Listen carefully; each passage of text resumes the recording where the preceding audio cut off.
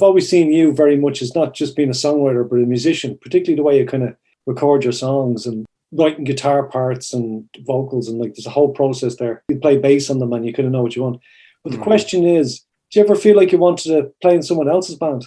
Absolutely, 100%. I kind of started that way. I became a singer by accident because I got an electric guitar for Christmas one year, and I wanted to be doing the Christmas concert in school, with a few other lads. And for some reason we had a singer, and then he just got the fear, and this was around intercert year, and I ended up becoming the singer because I wanted to show off the guitar, So we did Twist and Shout by the Beatles and Spancel Hill, it was like, it's like I Will Follow version of Spancel Hill. That's not exactly dreaming, But I really just wanted to be a guitar player. And then we became a band and I was the singer. And then I ended up joining a band with McDarrell and the lads from Burr, who you know well. Yeah. And I was just part of the band. And for me, that was great because you played what songs you knew. It was kind of shared. You were part of backing vocals. You were part of, you got your lead riff. It was, for me, I just thought that's really the buzz, for me, being in a band. So yes, I'd love to be in a band.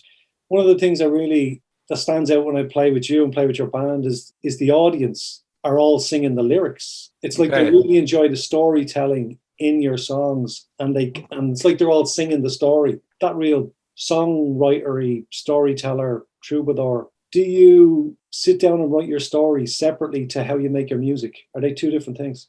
Say something like July, for example. The guitar part, I was kind of learning to finger pick at the time with that kind of dong ding dong ding ding dong ding, kind of doing the bass line, an octave thing, drop D kind of job. So I think I came up with the guitar part, the arpeggio thing, and then I started listening. I used to always do this, and I forget to do it, to listen to the music and ask what it's trying to say. And I came up with the idea of July, and then I had a good idea of the story once I kind of settled on the theme of it, that it was a summer song. But most songs, I do think there's the guts of a poem written before I add the music to it. And once I can find the first set of chords, I find it easy then to add like ideas to it, because that can go on forever. But I suppose it's all right to kind of like to be a storyteller, but also to be very musical in your kind of approach. I forget about the music. And, it's one of the weirdest things, is my mom said to me years ago, is all you need is a good beat, and in her very Longford accent, she said, all you want's a good beat, Edmund, And she was like, when Mexico was on my first or second album, 24-Star Hotel, she said, now you got it. That's a good beat. You can dance to that. Yeah. And she said, that makes people happy. And I don't care whether you're happy or sad. She said, that stuff drives me mad. She said, I just want a good beat. Yeah. And that's really what people want, sometimes. Yeah. You know what? You just reminded me of, we used to have a van driver, Mr. Bow. I don't know if you ever met Mr. Bow. No. But again, like, he wasn't a musician. He used to manage a football team. But he just said this thing that really made me think about it. He says, do you know why the Beatles were so big? This is just the van driver. And I was like, I don't know, why were the Beatles so big? He says, because they had great diction. And I was like, really? And he goes, yeah. He says, you could hear every word that they were singing. And that's why they connected with people. Yeah, well, it was just a really brilliant observation, I thought. It's things like that. A good beat, clear lyrics, telling the story. Yeah. I remember being in the duty free in Dublin Airport, probably one of those woolen mill places. And this woman says, did you write the Galway Girl? And I said, no, I didn't. She said, I know, my daughter just said to me that you're the fella that sings it or whatever. I said, no, I didn't, but I kind of wish I did. And she said, do you ever think of taking the story apart and writing your own version of it? I was like, this is like in the airport, in a shop. Yeah. This woman is telling me exactly what I should be doing. Yeah. Never got around to it, but it's funny. There's a lot of people who have a great take on what you should do and shouldn't do, Yeah, there's a kind of, I won't say an innocence, but there's a naivety that has a lot of wisdom in it. Like, I would say that your storytelling is great, and your songs are really melodic as well. So you have that great combo, where it's catchy hooks, and like I said earlier, like the fact that you like to play guitar, and it's like you're the guitarist in your own band as well. Yeah. You write the lyrics separately and you write the chords, and then you kind of jump into that other role of spending time. That's what it seems like anyway. Like, how much do you do yourself before you bring it to a producer? Do you kind of make demos and then bring them to producer, or are they two separate things? For me now, I have Logic at home here, and I have loads of guitars. I have keyboards, I have V drums, which are like plastic drums. not plastic drums, but they're MIDI. It's like a keyboard, but the drums. And I have my amps and my piano there and harmonicas and this and that and the other. I do love jamming along to what I've made as an acoustic track. My big thing is I have to finish the song more or less before I press record on Logic, because there's no point in tracking a verse of a song. You know what I mean? You never get around to hello, the important part, which is the chorus. So I had to, I think I wasted roughly 2 years acting the cod on Pro Tools. Yeah. Where I laid down a lot of verses and riffs and crap that never saw the light of day. So finishing is a very important thing. It's really good to have those kind of rules for yourself. I suppose maybe when you were spending the 2 years on Pro Tools, you thought you were songwriting, but you're really learning how to use Pro Tools so that you could be your own engineer. Yeah, be my own. Yeah. So basically, getting back to your point, I would have a fairly rough sketch direction towards where the song is going. So I would usually, what I do is most of my songs start off with guitar and vocal, and then I'd find the tempo of it on my Logic. I get the guitar and vocal down, and then I would probably try and get a drum loop to it, and then just tighten it up to the drum loop, and then a bit of bass.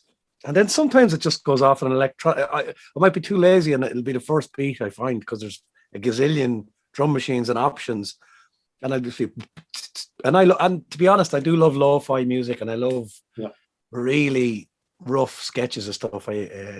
And I've yet to produce one of my own albums, so that's on the cards at some point soon as well. So, but I would probably end up going down that lo-fi electro kind of vibe if I could. I know you like making a lot of demos, and you love writing songs, and not everything sees the light of day. Do you have a big catalogue of, like I said, maybe lo-fi indie demos that have not seen the light of day, and maybe they're finished but just don't fit on your albums? Yeah, well, recently I found a bag of DAT tapes, which are like kind of the old format you would during the 90s anyway. A lot of people used backed up albums on DAT tapes, but I found almost a second album between Jelly Legs and 24 Star Hotel, because there's 6 years between the release. Yeah. And I was still signed to Sony, and they were sending me around London trying to write songs with people, and then demoing stuff with people I never met before. There's definitely a lost record in there, probably about 9 tracks from that era. And then between that and Raining Down Hours, there's another few songs hanging around. I mean, there was a time between Jelly Legs 1996 and 2002 is 24 Star Hotel. I was listening to a lot of like Smashing Pumpkins, Elliott Smith, Radiohead, and probably Blur in their Beatle kind of stage, but it was all a bit, but there's a lot. So it was kind of heavy on the guitar side of things, and it was just a bit, I didn't know, I was struggling to figure out what the hell out, and I wanted to be a bit weird as well, like the Tom Yorke thing, and kind of lost direction, the natural direction. I was kind of getting very heavily influenced. And I think really the songs that ended up in 24 Star Hotel are the songs at that time that were subconsciously written with no agenda. And it was the ones that didn't make it that I really wanted to make it. So July Says the more natural thing that happened, or Linchpin was a song that happened naturally. It wasn't, I need to write a linchpin. As Thomas Walsh was saying, you need to have the blues to write a blues song. You know what I mean? Like, I understand that, some songs just occur without an agenda. And so basically 24 Star Hotel is a song with no agenda. And the songs that didn't make it are the ones that I worked really hard on, and they just were trying to be something else that I wasn't, Yeah, that makes a lot of sense. Even like thinking about that record, it just seems like it's like you're not trying too hard. It's just effortless. The song, the songs and the lyrics are just there, and that you're really singing lyrics that you want to sing. Okay, here's a weird one for you. Yeah, love it. Love the weird. Love a bit of weird. You, what you say? I love a bit of weird. Yeah, love a bit of weird. That was your Jerry Fish impression. A little bit of weird. You said this thing to me before, and you probably don't remember it. But you were talking about, it could actually be the distance between your albums as well. You were probably talking about being prolific and how many songs that you write.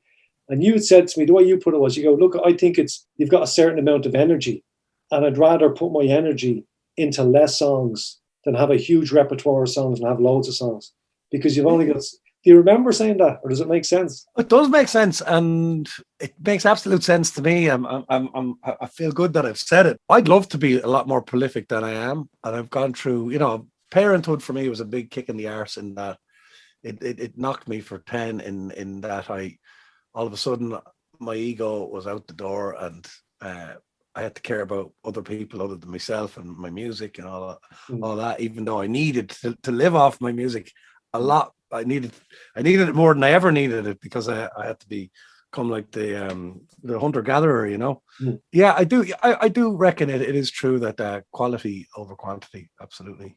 Yeah. But the thing is you have to keep your name alive and all that, and it's a strange old industry, really, Yeah. It's not so much that you're not writing, you're still, from what I understand, every time we talk, every time I see you, you're always chipping away. You're always like well, you have your music room there that you're in all the time. And I tell you, I give myself an awful hard time. I won't let a lyric pass. I do know the importance of these things just coming down, or whatever way they come to you. I am always grafting away. I play the guitar almost every day. I'm playing banjo now. I have to tinkle. I'm humming into my phone. Now, the big problem is actually getting all this together and filing it and making it concise and going, meditating and finding finding the needle in the haystack as to which one is the right one. Yeah. To work on, and but they always kind of reveal themselves too. So yeah, I do give myself a hard time. I do think that I'm not giving the art enough, but I'm always on. I am always on, to be honest. Yeah. No, I think you are. Yeah. I think you are. But sometimes I think I'm not, you see, that's the problem. Yeah, well, I think that's probably, maybe it goes hand in hand, is that you care about it so much that you're always thinking, am I doing it enough? Am I doing it properly? And, Yeah, I remember I went through a few years of envy. I'd never felt envious in my whole flipping life, but when the kids were young and I saw everybody out gigging and traveling and being session heads in different bands and all that, and traveling the world, I had this bloody jealousy and envy and anger that I never ever sensed in my life. Yeah. And I hated it. And I hated it so much. I was like, how can I get rid of this feeling? It's awful.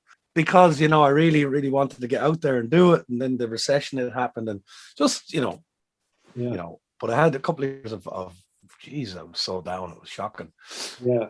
Have that. But that shows the passion, I suppose, as well, Yeah. Well, look, I can identify with that, because Kaifina's the same age as your daughters, and you really do have to kind of take a step back. And it feels like when you're used to being on the scene or in social circumstances so much, and then that just dries up. It's a big one to get used to. Oh yeah, it's a total. And I've watched people.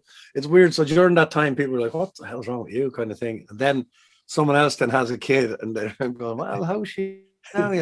And you're kind of out the other end, and you've grown up a little bit, and whatever. But it's just part of the course, and it's a brilliant part of the course, because you have to park up the old ego at some point. You know what I mean? It's not like a big ego thing where you're like, I'm the bee's knees. It's just an ego of wanting to, as you say, be on the pulse of everything.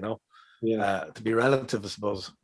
Bringing me to another thing as well, which is we're talking about the different areas of songwriting, lyric writing and production you were talking about, and musicianship. We were talking earlier about performance as well, and I use that word troubadour, and I don't kind of use it lightly, but I think you really do personify the troubadour, in that you love traveling, you love getting up in front of a mic, and you love delivering your songs to people. And if I get a sense that you actually just need to do it. Like, I love to gig and I really miss it, but when I think about you, I often say, I bet you I don't miss it as much as Monday does. Right. And it makes sense that you're doing your Facebook thing every week, because it must just give you a certain rhythm in your life where you go, well, I'm going to be performing at the end of the week, and Yeah, it is. It's a very, and it's funny because my pal, Harry down in Burr, Harry said, Jesus, I saw you were on at like 12 on Sunday night, Monday morning, and it was still called Mundy on Sunday, Yeah. And he said, you actually like doing this, don't you? Yeah. I was paranoid in lockdown as well, that if I went for a few months without singing and then gigs came back, that my muscle would be not in good shape. So for me, that was a big part of it. And then I had new songs that I wanted to get a bit of reaction from. And then the routine of it, I have to say, even just having a few beers and looking back at a few comments and replying to people, and it's the routine of it has just been brilliant. And there's a bunch of people that show up there. They're like, no, keep doing it, keep doing it. Now, the numbers aren't as big as they were in the beginning, but that's not really what it's about. It's just like, it's like a little community. It's like a digital community, and it's great. Now I've got only about 2 more left before I've done a year, and then I want to figure out what, because I'd like to try something different, not something different, but just a different format, you know. Yeah. Now, I don't know if I will or not, or what I'm going to do, but that's the idea was when I get to 52, just to think it over a bit, you know. Yeah.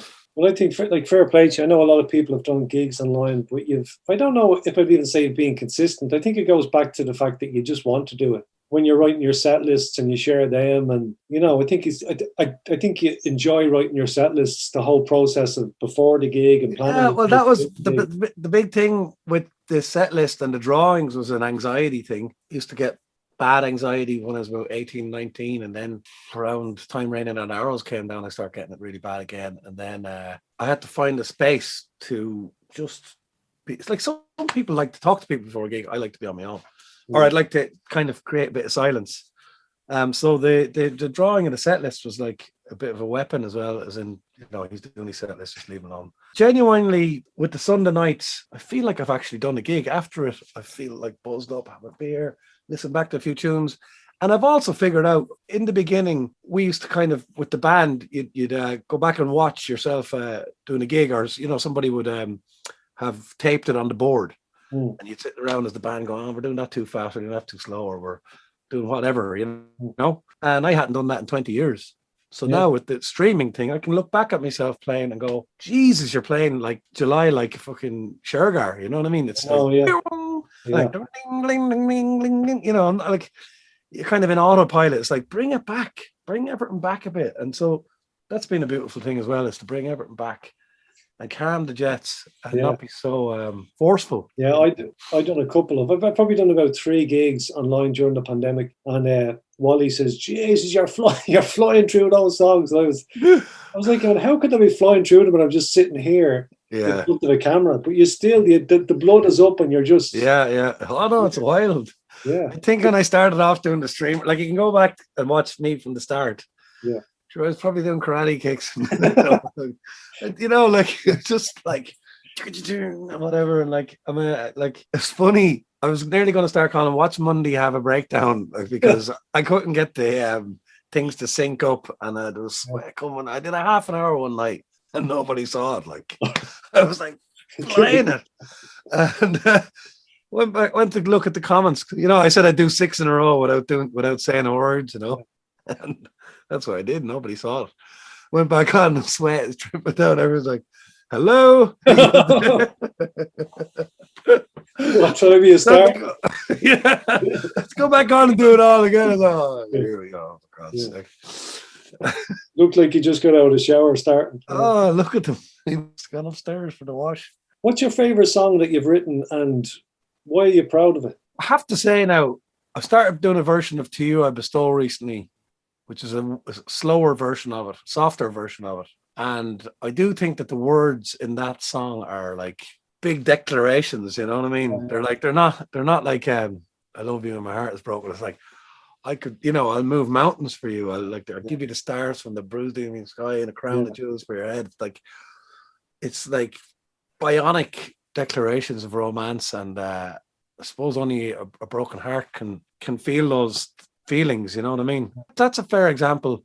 Something that you had to be definitely in a certain way to write it. It didn't write itself all on its own, like when I heard that song, and it was one of your first songs to really catch people's imaginations. That was the first song that were introduced to your music. And for me, it was, like you said, huge declaration of love, but yet not using any cliches.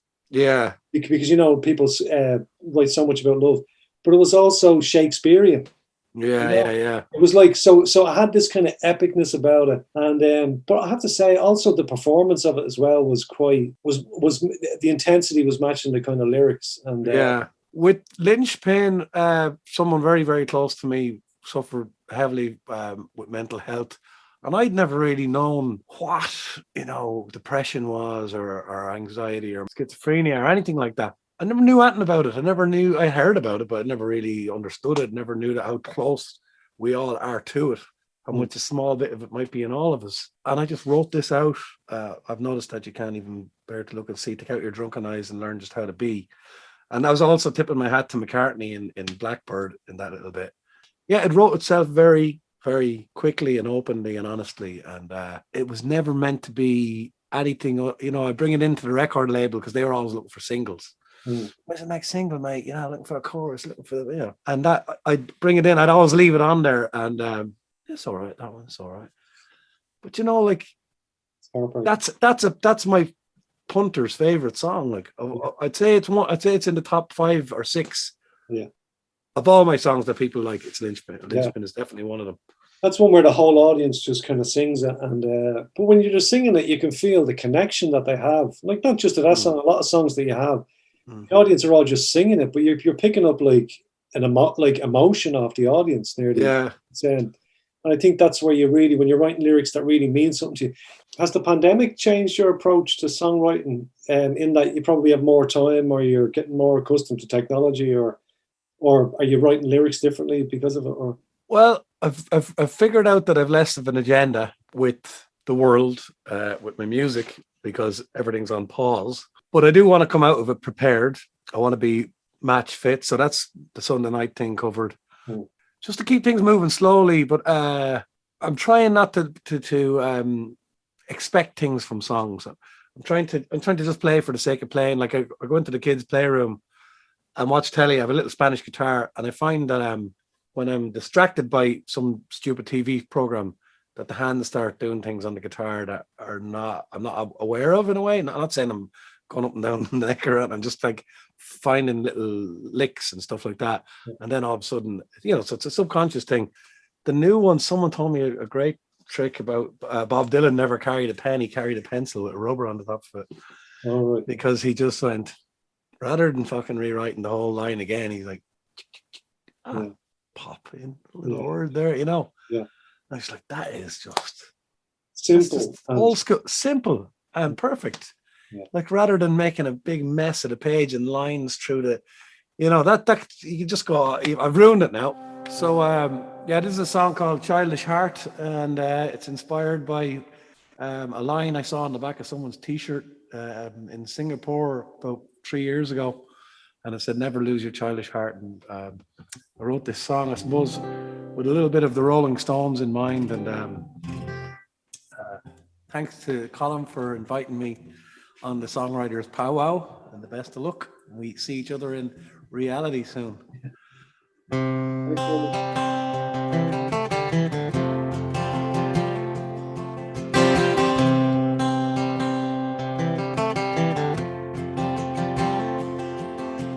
I know you and you know me, cosmic and planetary. Everything is synchronistic, 'cause we were both born optimistic. We both come from backgrounds broken. We dream our dreams worlds apart. The one favor that I ask of you is that you promise to keep your childish heart. Your childish heart.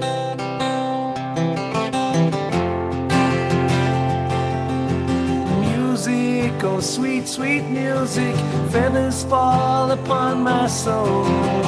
This is more complex than prayer, it's bigger than rock and roll. Well, how can I say such a thing when love is the source of all art, and it will flourish till kingdom come? Well, if you promise to keep your childish heart, oh, will you promise to keep it? Your childish heart, oh, will you promise to keep it? The language of love, it speaks in tongues, it makes sounds that are truly unique. You won't find them in a dictionary on the markets of Mozambique. You're gonna find it when the penny drops in the Mundy jukebox begins to start. And through the crackle you'll hear a song called Promise to Keep Your Childish Heart. Oh, will you promise to keep it, your childish heart? Oh, will you promise to keep it?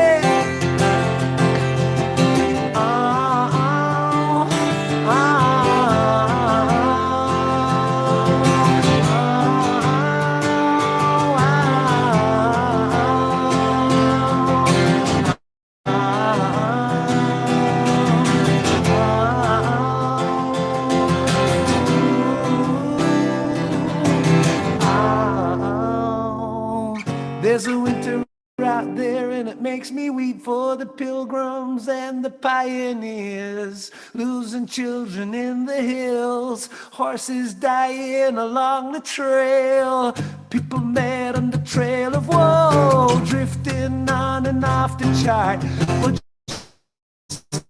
around my neck because you promised to keep your childish heart. Oh, will you promise to keep it, your childish heart? Oh, will you promise to keep it, your childish heart?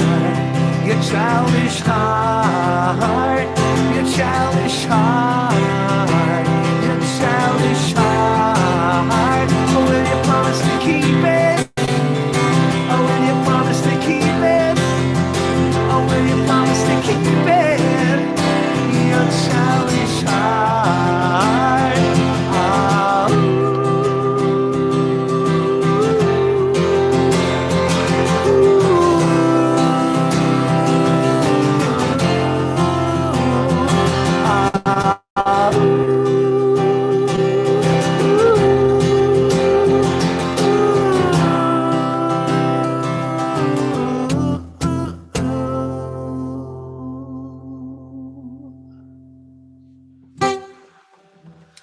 Thank you very much. That's a doozy. Yeah, hopefully now that might stick to the wall. Yeah, no, yeah, it's a lovely one. It's very much, it's a Mundy song, you know. Well, I can't get a better compliment than that. That's very good. One of the biggest things for me as well, I from the beginning, I remember being at a barbecue. I used to ride horses and out in this big field. They had a barbecue, and I remember hearing the Boxer for the first time. When I was about 13, I'd say I was 12 or 13. It went from being a how's it going barbecue to lie, lie, lie, boom, squash, lie, lie, lie, right? I remember that one guy had a guitar and he fucking changed the whole thing around. Yeah. I went, this guy has magic powers. Yeah. And then I noticed it was always the Boxer that just changed. There was about a few other songs, Sweet Caroline, and I went, they're like weapons, or they're like, like ammo, So special superpowers. Yeah, and I just went. And people's faces changed. The crack was brilliant. Everyone's in great form. I was like, I need to have that power. That is a force. Yeah. And that's another reason why I probably started going on my little mission, is to actually change the vibe in a room, because I've seen a load of rooms being so crap in my time, Oh, that's amazing. Thanks for sharing that. That's like a real lightning rod moment there that happened for you, like an epiphany where you were at that session, or especially when you weren't expecting it to happen. You're just innocent, just there, and then you're just observing it, and then thinking, "This is a job. This is a," or And I remember asking the woman. Anne Cosgrave was her name, or Anne MacDonald. What was that song, Lie, Lie, Lie? And she goes, "Oh yeah, that's called the Boxer."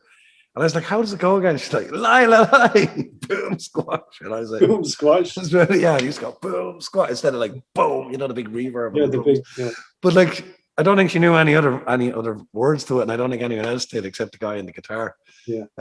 It's funny, everybody wants to go to the chorus straight away, like, I am just a poor boy. Lie, lie, lie.